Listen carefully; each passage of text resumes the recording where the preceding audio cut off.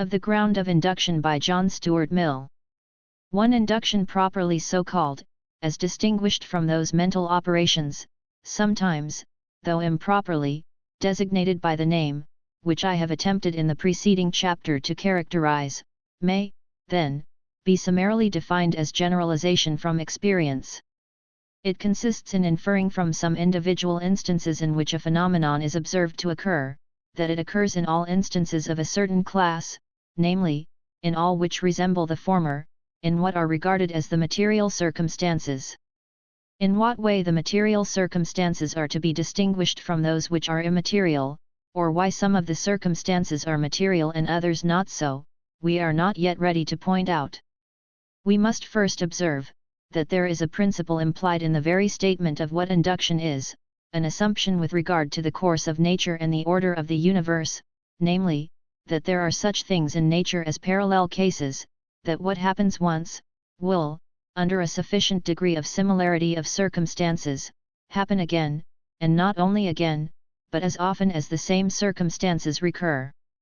This, I say, is an assumption, involved in every case of induction. And, if we consult the actual course of nature, we find that the assumption is warranted.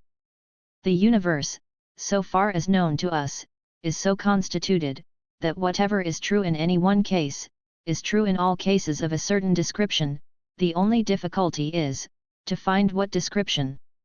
This universal fact, which is our warrant for all inferences from experience, has been described by different philosophers in different forms of language, that the course of nature is uniform, that the universe is governed by general laws, and the like. One of the most usual of these modes of expression, but also one of the most inadequate, is that which has been brought into familiar use by the metaphysicians of the school of Reid and Stuart. The disposition of the human mind to generalize from experience, a propensity considered by these philosophers as an instinct of our nature, they usually describe under some such name as our intuitive conviction that the future will resemble the past. Now it has been well pointed out by Mr. Bailey, that, whether the tendency be or not an original and ultimate element of our nature, time, in its modifications of past, present, and future, has no concern either with the belief itself, or with the grounds of it. We believe that fire will burn tomorrow, because it burned today and yesterday, but we believe, on precisely the same grounds, that it burned before we were born, and that it burns this very day in Cochin China. It is not from the past to the future, as past and future, that we infer, but from the known to the unknown, from facts observed to facts unobserved, from what we have perceived, or been directly conscious of, to what has not come within our experience. In this last predicament is the whole region of the future, but also the vastly greater portion of the present and of the past. Whatever be the most proper mode of expressing it, the proposition that the course of nature is uniform, is the fundamental principle, or general axiom of induction. It would yet be a great error to offer this large generalization as any explanation of the inductive process. On the contrary, I hold it to be itself an instance of induction, an induction by no means of the most obvious kind. Far from being the first induction we make, it is one of the last, or at all events one of those which are latest in attaining strict philosophical accuracy. As a general maxim, indeed, it has scarcely entered into the minds of any but philosophers, nor even by them, as we shall have many opportunities of remarking, have its extent and limits been always very justly conceived. The truth is, that this great generalization is itself founded on prior generalizations. The obscurer laws of nature were discovered by means of it, but the more obvious ones must have been understood and assented to as general truths before it was ever heard of. We should never have thought of affirming that all phenomena take place according to general laws, if we had not first arrived, in the case of a great multitude of phenomena, at some knowledge of the laws themselves, which could be done no otherwise than by induction. In what sense, then, can a principle, which is so far from being our earliest induction, be regarded as our warrant for all the others? In the only sense, in which, as we have already seen, the general propositions which we place at the head of our reasonings when we throw them into syllogisms, ever really contribute to their validity. As Archbishop Whately remarks, every induction is a syllogism with the major premise suppressed, or, as I prefer expressing it, every induction may be thrown into the form of a syllogism, by supplying a major premise. If this be actually done, the principle which we are now considering, that of the uniformity of the course of nature, will appear as the ultimate major premise of all inductions, and will, therefore, stand to all inductions in the relation in which, as has been shown at so much length, the major proposition of a syllogism always stands to the conclusion, not contributing at all to prove it, but being a necessary condition of its being proved, since no conclusion is proved, for which there cannot be found a true major premise. The statement, that the uniformity of the course of nature is the ultimate major premise in all cases of induction, may be thought to require some explanation. The immediate major premise in every inductive argument, it certainly is not. Of that, Archbishop Whately's must be held to be the correct account. The induction, John, Peter, etc., are mortal, therefore all mankind are mortal, may, as he justly says, be thrown into a syllogism by prefixing as a major premise, what is at any rate a necessary condition of the validity of the argument, namely, that what is true of John, Peter, etc., is true of all mankind. But how came we by this major premise? It is not self-evident, nay, in all cases of unwarranted generalization, it is not true. How, then, is it arrived at? Necessarily either by induction or ratiocination, and if by induction, the process, like all other inductive arguments, may be thrown into the form of a syllogism. This previous syllogism it is, therefore, necessary to construct. There is, in the long run, only one possible construction. The real proof that what is true of John, Peter, etc., is true of all mankind, can only be, that a different supposition would be inconsistent with the uniformity which we know to exist in the course of nature. Whether there would be this inconsistency or not, may be a matter of long and delicate inquiry, but unless there would, we have no sufficient ground for the major of the inductive syllogism. It hence appears, that if we throw the whole course of any inductive argument into a series of syllogisms, we shall arrive by more or fewer steps at an ultimate syllogism, which will have for its major premise the principle, or axiom, of the uniformity of the course of nature. It was not to be expected that in the case of this axiom, any more than of other axioms, there should be unanimity among thinkers with respect to the grounds on which it is to be received as true. I have already stated that I regard it as itself a generalization from experience. Others hold it to be a principle which, antecedently to any verification by experience, we are compelled by the constitution of our thinking faculty to assume as true. Having so recently, and at so much length, combated a similar doctrine as applied to the axioms of mathematics, by arguments which are in a great measure applicable to the present case, I shall defer the more particular discussion of this controverted point in regard to the fundamental axiom of induction, until a more advanced period of our inquiry. At present it is of more importance to understand thoroughly the import of the axiom itself. For the proposition, that the course of nature is uniform, possesses rather the brevity suitable to popular, than the precision requisite in philosophical language, its terms require to be explained, and a stricter than their ordinary signification given to them, before the truth of the assertion can be admitted.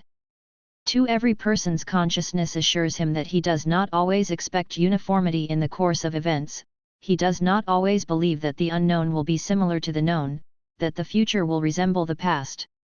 Nobody believes that the succession of rain and fine weather will be the same in every future year as in the present. Nobody expects to have the same dreams repeated every night. On the contrary, everybody mentions it as something extraordinary, if the course of nature is constant, and resembles itself, in these particulars. To look for constancy where constancy is not to be expected, as for instance that a day which has once brought good fortune will always be a fortunate day, is justly accounted superstition. The course of nature, in truth, is not only uniform, it is also infinitely various. Some phenomena are always seen to recur in the very same combinations in which we met with them at first, others seem altogether capricious, while some, which we had been accustomed to regard as bound down exclusively to a particular set of combinations, we unexpectedly find detached from some of the elements with which we had hitherto found them conjoined, and united to others of quite a contrary description. To an inhabitant of Central Africa, 50 years ago, no fact probably appeared to rest on more uniform experience than this, that all human beings are black. To Europeans, not many years ago, the proposition, all swans are white, appeared an equally unequivocal instance of uniformity in the course of nature.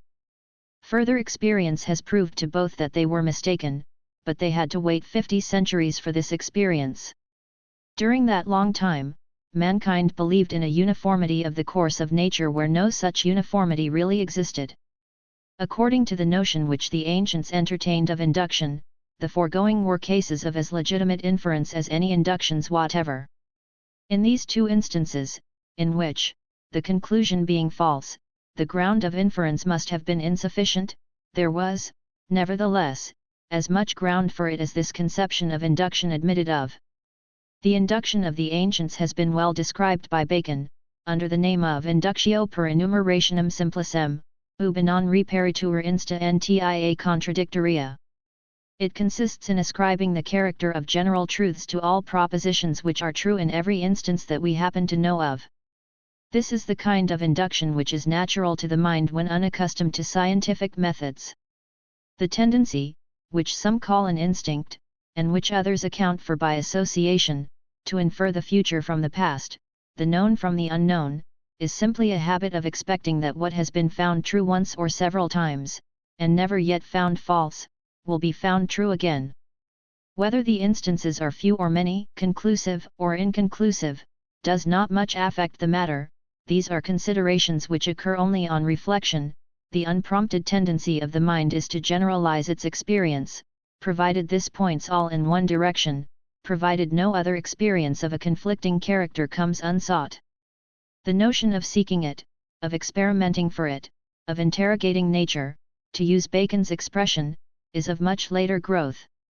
The observation of nature, by uncultivated intellects, is purely passive. They accept the facts which present themselves, without taking the trouble of searching for more. It is a superior mind only which asks itself what facts are needed to enable it to come to a safe conclusion, and then looks out for these. But though we have always a propensity to generalize from unvarying experience, we are not always warranted in doing so. Before we can be at liberty to conclude that something is universally true because we have never known an instance to the contrary, we must have reason to believe that if there were in nature any instances to the contrary, we should have known of them. This assurance, in the great majority of cases, we cannot have, or can have only in a very moderate degree. The possibility of having it, is the foundation on which we shall see hereafter that induction by simple enumeration may in some remarkable cases amount practically to proof. No such assurance, however, can be had, on any of the ordinary subjects of scientific inquiry. Popular notions are usually founded on induction by simple enumeration. In science it carries us but a little way. We are forced to begin with it, we must often rely on it provisionally, in the absence of means of more searching investigation. But, for the accurate study of nature, we require a surer and a more potent instrument. It was, above all, by pointing out the insufficiency of this rude and loose conception of induction, that Bacon merited the title so generally awarded to him, of founder of the inductive philosophy. The value of his own contributions to a more philosophical theory of the subject has certainly been exaggerated. Although, along with some fundamental errors, his writings contain, more or less fully developed, several of the most important principles of the inductive method, physical investigation has now far outgrown the Baconian conception of induction. Moral and political inquiry, indeed, are as yet far behind that conception. The current and approved modes of reasoning on these subjects are still of the same vicious description against which Bacon protested. The method almost exclusively employed by those professing to treat such matters inductively, is the very inductio per enumerationem simplicem which he condemns, and the experience which we hear so confidently appealed to by all sects, parties, and interests, is still, in his own emphatic words, mera palpatio. 3. In order to a better understanding of the problem which the logician must solve if he would establish a scientific theory of induction, let us compare a few cases of incorrect inductions with others which are acknowledged to be legitimate. Some, we know, which were believed for centuries to be correct, were nevertheless incorrect. That all swans are white, cannot have been a good induction, since the conclusion has turned out erroneous. The experience, however, on which the conclusion rested, was genuine. From the earliest records, the testimony of the inhabitants of the known world was unanimous on the point. The uniform experience, therefore, of the inhabitants of the known world, agreeing in a common result, without one known instance of deviation from that result, is not always sufficient to establish a general conclusion. But let us now turn to an instance apparently not very dissimilar to this. Mankind were wrong, it seems, in concluding that all swans were white. Are we also wrong, when we conclude that all men's heads grow above their shoulders, and never below, in spite of the conflicting testimony of the naturalist Pliny? As there were black swans, though civilized people had existed for 3,000 years on the earth without meeting with them, may there not also be men whose heads do grow beneath their shoulders, notwithstanding a rather less perfect unanimity of negative testimony from observers? Most persons would answer no. It was more credible that a bird should vary in its color, than that men should vary in the relative position of their principal organs. And there is no doubt that in so saying they would be right, but to say why they are right, would be impossible, without entering more deeply than is usually done, into the true theory of induction. Again, there are cases in which we reckon with the most unfailing confidence upon uniformity, and other cases in which we do not count upon it at all. In some we feel complete assurance that the future will resemble the past, the unknown be precisely similar to the known. In others, however invariable may be the result obtained from the instances which have been observed, we draw from them no more than a very feeble presumption that the like result will hold in all other cases. That a straight line is the shortest distance between 2 points, we do not doubt to be true even in the region of the fixed stars. When a chemist announces the existence and properties of a newly discovered substance, if we confide in his accuracy, we feel assured that the conclusions he has arrived at will hold universally, though the induction be founded but on a single instance. We do not withhold our assent, waiting for a repetition of the experiment, or if we do, it is from a doubt whether the one experiment was properly made, not whether if properly made it would be conclusive. Here, then, is a general law of nature, inferred without hesitation from a single instance, a universal proposition from a singular one. Now mark another case, and contrast it with this. Not all the instances which have been observed since the beginning of the world, in support of the general proposition that all crows are black, would be deemed a sufficient presumption of the truth of the proposition, to outweigh the testimony of one unexceptionable witness who should affirm that in some region of the earth not fully explored, he had caught and examined a crow, and had found it to be grey. Why is a single instance, in some cases, sufficient for a complete induction, while in others, myriads of concurring instances, without a single exception known or presumed, go such a very little way toward establishing a universal proposition? Whoever can answer this question knows more of the philosophy of logic than the wisest of the ancients, and has solved the problem of induction.